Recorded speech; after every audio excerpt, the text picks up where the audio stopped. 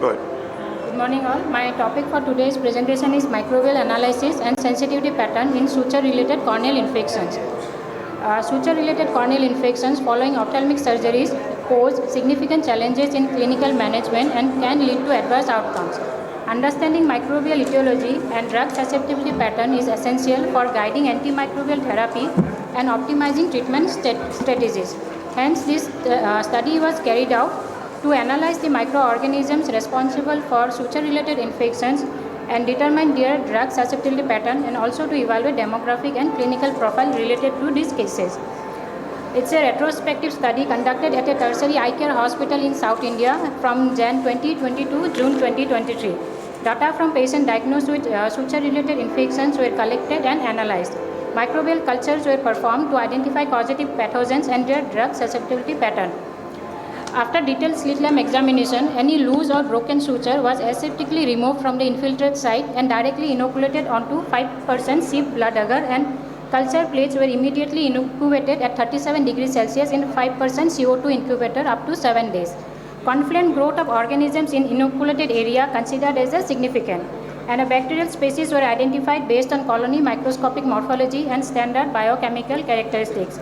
Fungal species were identified based on spore morphology performing lactophenol cotton blue stain. In vitro antibiotic susceptibility tests were performed as per CLSI guideline by Kirby-Buer disc diffusion assay, and it was done mostly for these commonly used antibiotics. Coming to the results, on demographic profile, average age was found to be 53 years, and they are related to agricultural background, and they had a past history of steroid exposure and associated diabetes mellitus. Most common indication for suture placement was found to be in cases with corneal tear repair cases who were presented within 1 to 3 months following surgery and with the loose suture. Majority of the cases exhibited resolved infiltrate after initiation of the treatment with no change in uncorrected visual acuity at 1 month post follow-up. Out of the total 66 cases, 32 cases were culture positive, out of which bacterial were seen in 22 cases, fungus were in 5 cases, yeast in 2 cases, and mixed growth was seen in 3 of the cases. Streptococcus pneumoniae and Staphylococcus epidermidis was found to be predominant among the gram-positive bacteria, and Pseudomonas aeruginosa was found to be negative, predominant among the gram-negative bacteria. Coming to the antimicrobial susceptibility pattern, Streptococcus pneumoniae showed 100% susceptible to fluoroquinolones and cephalosporin group antibiotic, along with 100% efficacy to vancomycin and chloramphenicol, whereas Staph aureus showed 100% resistant to all fluoroquinolones and 100% susceptibility to vancomycin, gentamicin and tobramycin. Craig Christiani is a pathogen which showed multi-drug resistant to all the tested antibacterial. In gram-negative bacteria, Pseudomonas aeruginosa showed 100% susceptibility to all the tested antibacterial except the cefotaxime, whereas all other gram-negative bacteria were 100% susceptible to fluoroquinolones. Out of the 12 revised cases, after culture positive report, infiltrate result was in 50% of the cases, although in 1 case graft infection occurred despite the maximal treatment. So in our study, it was found that middle-aged individuals in the group of 41 to 60 years are notably susceptible to suture-related infections.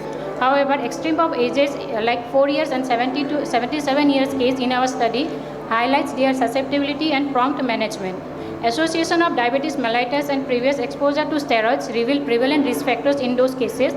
Like other previous studies has also demonstrated, hyperglycemia can facilitate microbial growth and can alter microbiota of ocular surface, leading to an upregulation of Pseudomonas and Acinetobacter species. As majority of the patients presented within 1 to 3 months following surgery, that emphasizes the importance of close post-operative follow-up and to promptly detect and manage those cases. Previous studies have concluded the existence of microorganisms on sutures that are either broken or loosely secured, and sutures exhibiting signs of erosions are prone to harboring bacteria, underscoring the imperative of promptly removing them after surgery. As we have seen, gram-positive organisms continue to be the predominant case for suture-related infectious keratitis.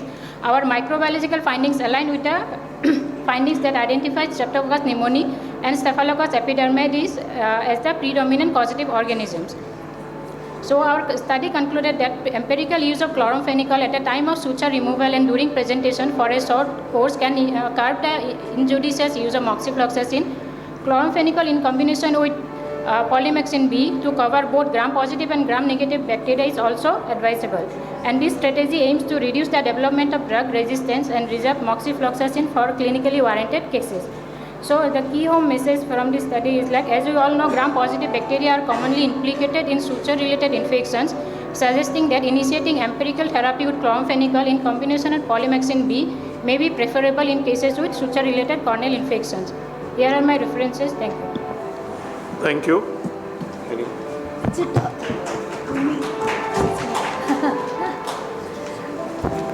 So all these are only suture culture, or you did scraping also? Yes, ma'am. All the cases which are presented with suture infiltrate, we remove the suture in the slit lamp and we culture on the blood agar plate, ma'am, on slit lamp only. So those are associated with infiltrate or only loose suture? They first on presentation, they are some are with infiltrate and some are with infiltrate sign, ma'am. You mentioned the words efficacy in one slide and the next thing was susceptibility. What is the difference between efficacy to Venco and this and susceptibility? Are they the same? It's the same. Then use the same words, because you confused me by putting susceptibility, efficacy. Suddenly I wondered what is something efficacy. So don't use different words. Yes, sir. Second is what exactly do you mean by exposure to steroid? Sir, most of the cases are presented with, are the cases of corneal tear repair cases, sir, and some PKP cases are also there. So those cases have used steroid before presentation, sir. So patients who were on topical steroids. Yes, See, sir. exposure to steroids doesn't convey anything. There could be a steroid sitting in the room and you are exposed to the steroid. There could be a steroid taken by mouth. So be more specific. What you mean is patients who were on topical steroids, Yes, correct? yes, sir. So mention that so that it gives a clearer picture to the audience. Yes, sir. Thank you. Thank you, sir. It's a good study. I mean, the take-home message is that most of us use moxifloxacin, and most of the infections are streptococci and it's Susceptible to chloramphenicol is a good option. polymyxin. If we see the total cases is 66, sir, out of which only 34 is culture positive, sir. Most half is like culture negative cases. So in the periphery or like in the first contact, if patient is presented with a suture infiltrate, so if we are in the dilemma, like if person is not in like cornea specialist or for like general things, sir, then they can start with chloramphenicol and then they can send the patient for culture of the suture, so that after confirmation, if patient is not resolving or infiltrate is not resolving, then we can go for higher range antibiotic so that we can prevent the use. Thank you. Thank you so much.